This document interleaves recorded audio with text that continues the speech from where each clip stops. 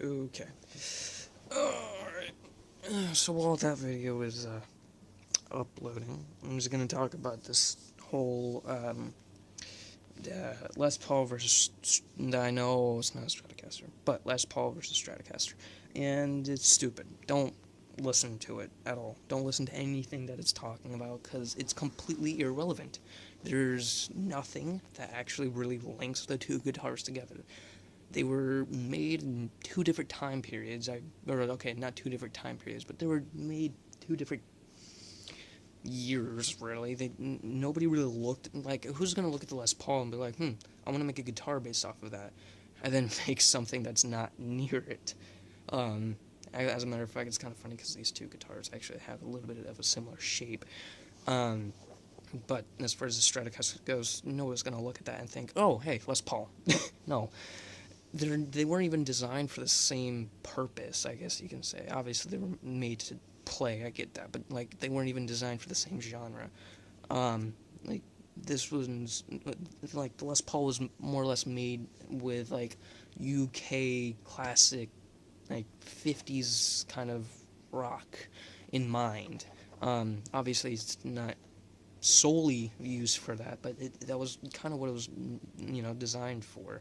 While the Stratocaster, I know, but while the Stratocaster and Fender in general kind of just looks toward more like the American, and more like the 70s kind of rock style. Again, it wasn't really, I can't exactly, I couldn't really tell you when the Stratocaster was made, or was actually produced. I know it was definitely before the 70s, but it was a little bit more entangled in that era, I guess you could say.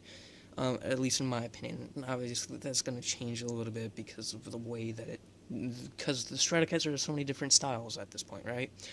But originally, it was a little bit more twangy, more American sounding, um, and that should end it right there. American kind of classic rock versus UK classic rock kind of style. Again, what I mean by UK style is, and not just England bands.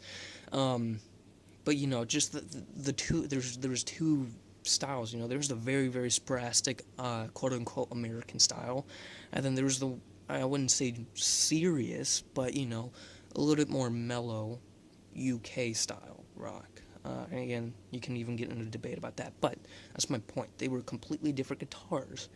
So comparing them as far as like, oh, this one's better at this and this one's better at that. Of course, that's the point. They're two separate guitars. Um, it's just ridiculous as to how people, oh, well, the Stratocaster's better, or oh, the Gibson, not the Gibson, my bad, the Les Paul is better. Better, better for what? The only reason why you have these opinions is because they're the most subjective of opinions. It's because the people that are voting for Fender have a different taste in music or different taste in sound or whatever, and the people that are solely rooting for Les Pauls also have a completely different taste, or maybe have some similarities, but just prefer. That's my point. They're not comparable for versus stuff. That's insane. It's ridiculous. It's just outright dumb. It's I would hope people with a sensible mindset would understand that is, people that do that they have got to be doing it for entertainment reasons, and that's it. Um, and it would have to be because, like I said, they're just not relatable. Only on the fact that they're both electric guitars, and even then, they even have different scales. Like how long the guitar is, or how long it is compared to the bridge and all that. They're just completely different guitars. I know it's obvious by not just the shape but the sound, and that's really all that should define it, is the fact that they feel different, they look different, and they sound different. How are they comparable? The only thing that you can compare them by is how well a player can play either one, and it's just stupid. And I'm not discrediting either of the guitars. I actually enjoy both guitars a lot, and not just for the stupid like band or fan base between either of the guitars. And that's kind of the reason why I don't own even a Squier Stratocaster.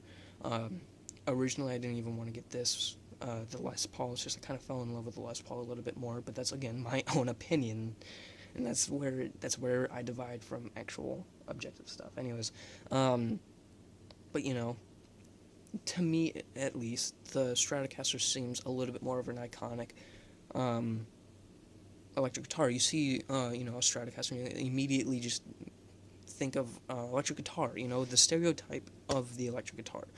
You see people that pose in pictures with a guitar that probably has never even touched a guitar, doesn't even know what the heck they're holding. Usually it is a Stratocaster. You usually don't see a Les Paul, which I couldn't tell you exactly why. I would, if anyone does know, I'd be nice. It would be nice to know.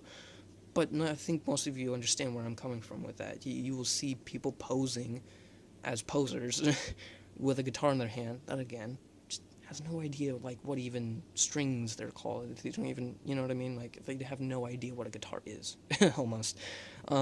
So that's part of the reason why I don't have a Stratocaster right now, is because I personally don't like how stereotypical it is, and that's the smaller reason. The bigger reason is the fact that I don't have an affinity for them. I don't really care for the Stratocasters, only because it's not my style of playing. I don't really like playing stuff that really requires a Fender, unless it's Red Hot Chili Peppers, then I can just kind of use my Telly. But other than that, I don't really care for it. But that's just me. I'm not saying it's a bad guitar. It is a wonderfully designed guitar. It's really nice. It's just, again, comparing the two is just unrelatable. And that's why I kind of went into my little own reason as to why I would prefer not to own ones.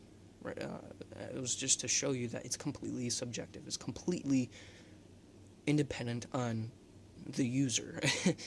I will tell you that the Les Paul shape is my favorite guitar shape. That and the Telly.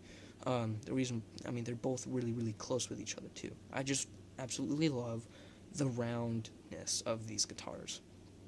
Even the little horns, and I don't know, I love it. It's great. It's nice and round, which kind of gives you a false sense of something else, other than aggressive or something, which is kind of the stuff that I like to play, is rather aggressive, attacky kind of riffs and stuff like that. And I don't know, I love that. With a Stratocaster, it tells you that it's a little bit of a it's a little bit harsh with its tone and everything. And I don't know, I like the deceptive kind of feel with a Telecaster and the Les Paul. And again, that's completely just me. And that's my point right there. If I were, for some reason, to lose my head and do a comparison video, I can tell you that, wow, that was weird. I can tell you right now that, the Gibson, or not the Gibson again, the Les Paul is better. In the way that I play, it is better for me. For anyone else, it could easily change. So don't listen to the stupid, the Stratocaster is better than the Les Paul. Like, that only at certain things for certain reasons. So again, for the beginner out there, or even for the misled guitarist, again, don't go with trends or anything just because it's a trend. Pick up a guitar, and if it feels good, then play it. That's really the only advice that I can give to anyone that is playing any instrument. If it feels good to you, then that's all that you need. Obviously, of course, it needs to have good build quality and everything, but that's besides the point. If it's obvious, wow, my voice it's disappearing. If the guitar is obviously made to at least decent quality to where it's not just going to fall apart on you, then if it feels good, then play it.